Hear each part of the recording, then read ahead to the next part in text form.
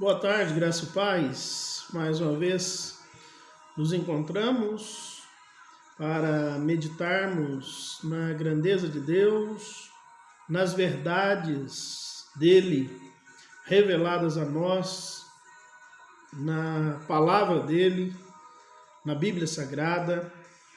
E eu gostaria que esse momento em que nós paramos para refletir em Deus, nas obras de Deus, no agir de Deus, eu gostaria que esse momento fosse um momento de grande alegria na vida de cada um de nós. Nós vivemos tempos difíceis, tempos inseguros. Já se tornou popular a frase inimigo invisível. Nós vivemos o tempo do inimigo invisível. Mas é certo que Deus está no controle de todas as coisas. O mesmo Deus que agiu no passado, seja pelo seu ato criativo, sejam pelos seus atos providenciais, é o mesmo Deus que continua a dirigir o mundo. O salmista diz que do Senhor é a terra e a sua plenitude. Tudo é de Deus. Nós somos de Deus. Quer aceitemos isso, quer creiamos nisso, quer ignoremos isso, quer fiquemos até mesmo revoltados com isso, a nossa vida está nas mãos de Deus. Ele faz o que Ele quer, quando Ele quer, onde Ele quer. E nesta tarde eu gostaria de refletir a respeito do mundo vindouro. O servo de Deus, Paulo, no passado, ele disse que se a nossa esperança se resumisse, se limitasse a apenas esta vida, nós seríamos os mais infelizes de todos os homens. Quando Jesus esteve na face da terra, talvez pela última vez que ele se reuniu com um número maior de discípulos, ele proferiu um discurso, um sermão, talvez até mesmo de despedida, chamado Sermão Profético.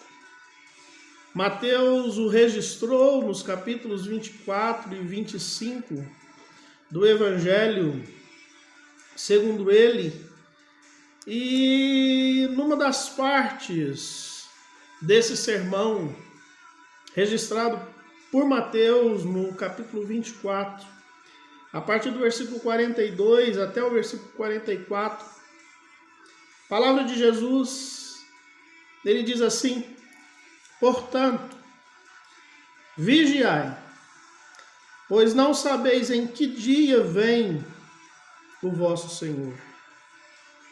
Mas compreendei isso. Se o dono da casa soubesse a que hora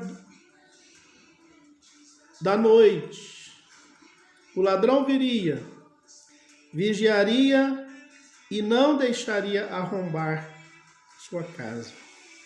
Por isso, ficai também preparados. pois o Filho do Homem virá numa hora em que não esperais. A vinda do Senhor é certa. Jesus, que esteve como Deus homem, Jesus, a Bíblia diz que ele deixou o esplendor da sua glória, se encarnou, assumiu a forma humana, até mesmo para experimentar o que era, o que é a natureza humana. Ele se encarnou, ele viveu entre nós em torno de 32, 33 anos.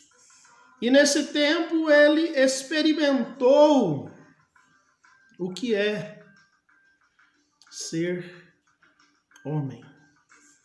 E quando ele cumpriu a vontade de Deus, ele veio para expiar o nosso pecado.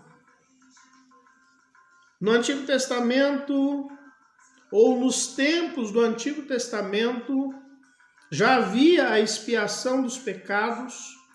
O povo que cria em Deus já realizava as suas práticas sacrificiais, inclusive práticas diárias. Eles ofereciam um cordeiro pela manhã, eles ofereciam um cordeiro pela tarde, para que assim fossem aceitos de Deus. E aqueles animais, eles precisavam ser sem defeitos, aqueles animais precisavam ser sacrificados, o sangue deles precisava ser derramado, porque aquele sacrifício, ou aqueles sacrifícios, simbolizavam o sacrifício vivo, perfeito, eficaz, eterno, que Jesus veio fazer por nós. Deus permitiu que Jesus morresse. Deus permitiu que o sangue de Jesus fosse derramado ali na cruz do Calvário, porque a morte não deteria Jesus. Ele ressuscitou. Ele voltou a viver, conforme ele mesmo havia prometido. Ele venceu a morte. Ele venceu a pior condenação que alguém poderia receber naquela época,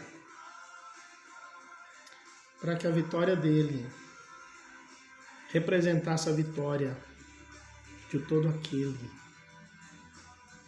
que nele crê. E nessa certeza, Pedro, um dos apóstolos de Jesus, quando ele escreve àqueles irmãos que viviam dispersos no mundo da época devido às perseguições recebidas, aqueles irmãos que, como homens, como nós, sofriam angústias, ansiedades, preocupações, achavam que Deus, de repente, os havia esquecido, abandonado. Pedro, ele vem até eles e diz: sabei antes de tudo que nos últimos dias virão zombadores com sua zombaria, andando de acordo com seus próprios desejos, dizendo: onde está a promessa da sua vinda? Porque desde que os pais morreram, todas as coisas permanecem como desde o princípio da criação, pois de propósito ignoram que desde a antiguidade, pela palavra de Deus, existiram os céus e a terra, e esta foi tirada da água, e através da água Foi pelas águas que o mundo da época foi destruído pelo dilúvio, mas, pela mesma palavra, os céus e a terra de agora têm sido guardados para o fogo, reservado para o dia do juízo e da destruição dos homens ímpios. Mas vós, amados, não ignoreis uma coisa. Um dia para o Senhor é como 1000 anos, e 1000 anos como um dia. O Senhor não retarda a sua promessa, ainda que alguns a considerem demorada, mas Ele é paciente para convosco, e não quer que ninguém pereça, mas que todos venham a se arrepender. Contudo, o dia do Senhor virá como um ladrão, no qual os céus passarão com grande estrondo, e os elementos queimando se dissolverão, e a terra e as obras que nela há serão descobertas. Se todas essas coisas serão assim destruídas, que tipo de coisas de pessoas deveis ser? Pessoas que vivem em santidade e piedade, aguardando e esperando a vinda do dia de Deus. Por causa desse dia os céus se dissolverão pelo fogo e os elementos ardendo derreterão. Nós, porém, segundo a sua promessa, aguardamos novos céus e nova terra, nos quais habita a justiça. Esse texto está registrado na segunda epístola de Pedro, capítulo 3, do versículo 3 ao versículo 13. Ainda que alguns julguem demorada a volta de Jesus, mas ele disse que como ele havia vindo uma primeira vez, ele viria pela segunda. Por isso nós precisamos vigiar. Para Deus, como diz o texto de Pedro, um dia é como 1000 anos, 1000 anos como um dia. Para Deus o tempo não passa. Eu estou aqui a observar o relógio. São 16 horas e 52 minutos. Daqui a pouco eu tenho o meu compromisso profissional. A noite toda de plantão, com a graça de Deus. Mas Deus não é limitado pelo tempo. Para Ele um dia é como 1000 anos como um dia. O fato é que aquela espera, que aqueles irmãos talvez estivessem com desânimo no coração, ela é certa. E por isso que Jesus, ainda vivo aqui na terra, ele disse: portanto, vigiai. Precisamos vigiar. A nossa vida não se limita a apenas essa terra. Talvez a pandemia do coronavírus seja um aviso. Talvez esse momento difícil que passamos seja mais um aviso de Deus. Olha, vigiai. E eu diria, por que precisamos vigiar? Em primeiro lugar, eu diria que é porque nós não sabemos em que hora ele vem. E quem disse isso foi ele mesmo, pois não sabeis em que dia vem o nosso Senhor. Em outro momento ele disse, olha, a vinda, o meu retorno é certo para levar-vos, para estarem para sempre comigo, mas quanto ao dia, quanto à hora, nem eu mesmo sei, apenas o Pai que está nos céus. Nós não sabemos em que dia vem o nosso Senhor. Talvez pode ser ainda hoje. Talvez, como eu já disse, eu não vou para o meu plantão. Talvez eu não terminarei o meu plantão. Ou talvez muitos plantões ainda virão. Mas o certo é que nós não sabemos em que dia ele vem. Por isso nós precisamos vigiar. Precisamos vigiar também. Em segundo lugar, eu diria, porque o bem mais precioso que temos é o céu. O nosso bem mais precioso não está aqui na face da terra. O nosso bem mais precioso não é representado por nada material. E daí nós poderíamos lembrar a parábola que Jesus contou daquele homem que colheu muito, ajuntou em celeiros, se tranquilizou e disse: olha, minha alma, come, bebe, regala-te, porque agora sim, agora o que você quiser você terá. E naquela noite aquele homem foi avisado. Tudo isso que você armazenou, para quem será? Essa noite pedirão a tua alma, essa noite você morrerá.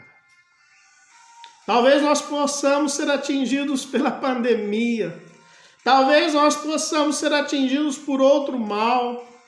Talvez nós possamos ser levados por Deus a qualquer momento. E talvez a volta dele possa ser ainda hoje. Nós não sabemos em que dia ele vem, mas o bem mais precioso que nós temos é o reino celestial. A nossa vida não se limita a essa terra. Deus tem um lugar maravilhoso preparado para aqueles que creem nele.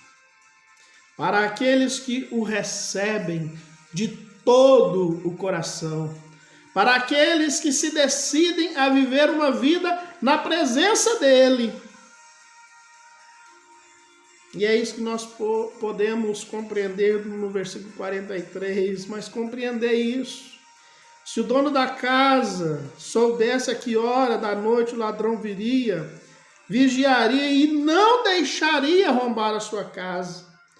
Jesus naquele momento fazia uma ilustração: olha, a casa é um bem importante, é o seu refúgio, é o lugar onde você pode descansar, é o lugar onde você pode se tranquilizar.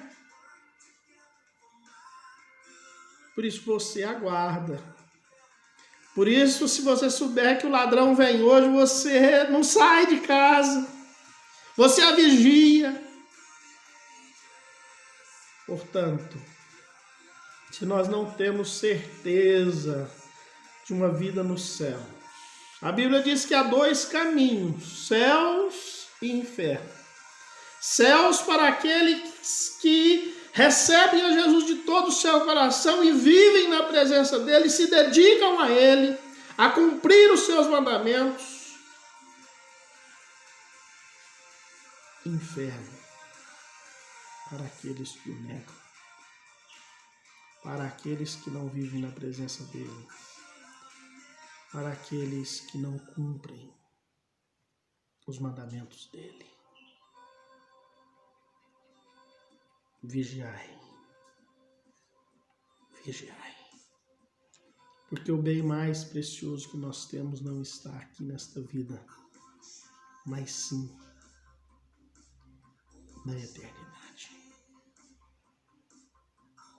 A vinda do Senhor é certa, por isso precisamos vigiar, porque nós não sabemos que hora do dia ou que dia ele vem.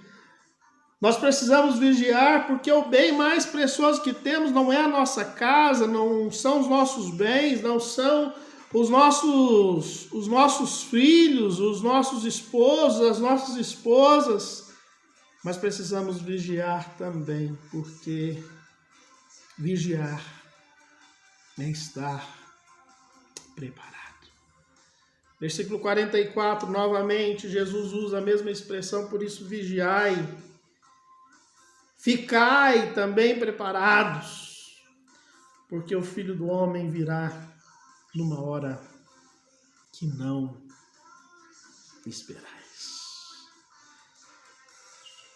Se nós fôssemos avisados do dia da nossa morte, se nós fôssemos avisados do dia certo em que Jesus viria, recebi na revista Galileu que alguns cientistas,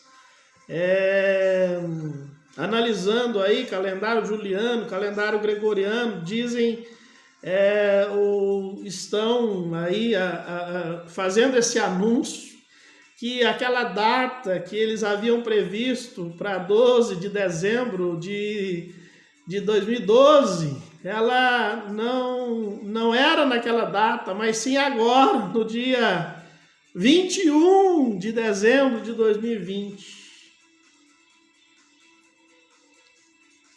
Tolice de quem não crê no poder de Deus. Porque a Bíblia é clara quando ele diz que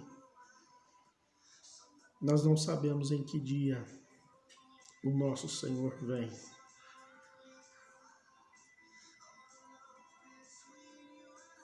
Mas o bem mais precioso que nós temos é o céu. É uma vida eterna na presença do Senhor. Por isso, para vigiar, é estar preparado. Jesus pode voltar dia 21? Pode. Jesus pode voltar hoje ainda. Por isso precisamos estar preparados. Eu costumo dizer que 2 homens, pelo menos, aqui na face da terra, foram avisados do dia em que eles morreriam, mas eu creio que eles tinham uma santificação tão grande que receberam aí esse privilégio de Deus, que foi Arão. Números 20, 22 a 29 nos fala isso, que Deus se dirige a Arão e diz: olha, Arão, sobe ao Monte Hor, passa as suas vestes de sacerdote para Eleazar, teu filho, porque você morrerá ali. Moisés, da mesma forma, foi advertido por Deus: olha, Moisés, você está aqui diante do Jordão, mas você não passará o Jordão, você não entrará na terra prometida, você até vai contemplá-la lá do alto do monte onde você morrerá. Números 31, versículo 1 e 2 nos fala isso. Mas talvez nós não tenhamos esse privilégio. Talvez Deus não nos avisará: olha, você vai morrer amanhã. Porque se Deus nos avisasse assim, talvez nós nos prepararíamos. Mas ainda assim eu creio que muita gente não, digamos assim, levaria fé naquilo que Deus lhe diria. Porque quanta gente tem descrido do poder de Deus. Quanta gente já esteve na presença de Deus e hoje, digamos assim, numa linguagem popular, não dá moral para Deus. Mas a vinda dele é certa. Foi ele mesmo que disse: vigiai. Porque nós não sabemos que dia que ele vem. Portanto, vigiai. Porque o bem mais precioso que nós temos é o céu. É a vida eterna no reino celestial de Deus. Precisamos vigiar. Porque vigiar é estar preparado. Não interessa se vai demorar 1000 anos ainda. Não interessa se vai demorar 100, 50, 20, 10, 2, se será ainda hoje. Para estarmos por toda a eternidade com Deus, nós precisamos recebê-lo e vivermos na presença dele como nosso único Senhor e Salvador. Quando ele disse a respeito da salvação, ele usou um artigo definido. Eu sou o caminho. Eu sou a verdade. Eu sou a vida. Ninguém vem ao Pai a não ser por mim. Pensemos nisso. Será que nós temos vigiado? Precisamos fazer, porque não sabemos em que dia, em que hora ele virá. Precisamos vigiar, porque o nosso bem mais precioso é a vida eterna nos céus. Precisamos vigiar, porque vigiar é estar preparado. Glória a Deus. Pode vir, porque eu estou preparado para o meu encontro com o Senhor. Eu estou preparado para estar ou para passar toda a eternidade com o Senhor. Que Deus tenha misericórdia de nós. Que Deus abençoe a nossa vida de uma forma toda poderosa e nos conceda a graça de vigiarmos até o dia em que ouviremos dele. Vinde, benditos de meu Pai, entrai na posse do reino que vos está preparado antes da fundação do mundo. Vamos orar? Pai Santo, Deus bendito, Senhor nosso, ajuda-nos, Deus, a vigiar. Ó Deus, muito obrigado, porque nós não sabemos em que hora e em que dia o Senhor vem. Muito obrigado, porque nós temos bênçãos materiais do Senhor aqui na face da terra, mas o bem mais precioso que o Senhor reserva para nós está nos céus. Ajuda-nos, Deus, na nossa falta de fé. E ajuda-nos, Deus, a estarmos preparados com esse encontro de vida que se dará quando menos esperamos. Cuida, Deus, de cada vida que me vê, que me ouve nesta hora. Abençoa, Deus, cada coração. Ó Deus, os pedidos que nos têm sido enviados, Deus, visita cada um. As crianças que carecem da tua misericórdia, os casais que precisam ser edificados pelo Senhor, aqueles que se acham enfermos, Pai, tenhas misericórdia. Aqueles que se acham em dificuldades várias, visita, Pai, e abençoa cada um. A nossa oração, Pai, e a nossa gratidão no nome de Jesus. Amém. Um aviso especial para a nossa igreja ali na Palmeia. No domingo, às 16 horas, conforme decisão do Conselho da Igreja, do Presbitério Sudoeste de Minas, nós nos reuniremos ou voltaremos a nos reunir com a graça de Deus. Eu gostaria que nós estivéssemos ali. Conforme o decreto municipal, nós utilizaremos todos os recursos necessários para que nenhum mal nos aconteça. Usaremos máscaras.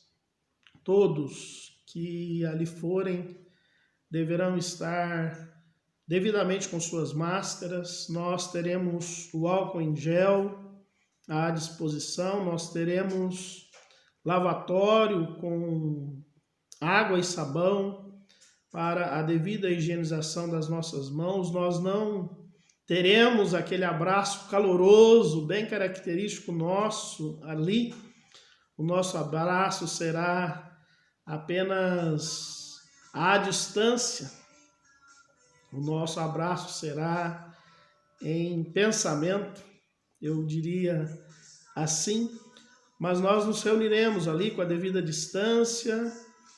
Na parte externa da igreja, nós temos um espaço bom ali, para que nós assim possamos fazer o nosso ato de louvor e adoração ao nome do nosso Deus. E cada um que compõe a igreja presbiteriana independente, ali da Palmeia, aqueles que são da comunidade, aqueles que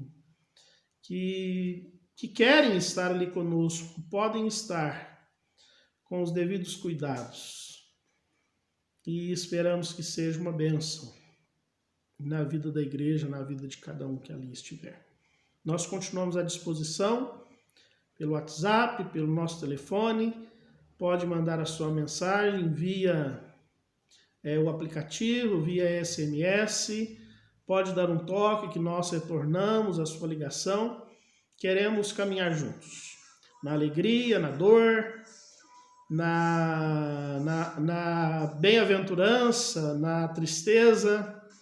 Por isso, conte conosco. WhatsApp 34 99886 8062, telefone 35 98714 1535.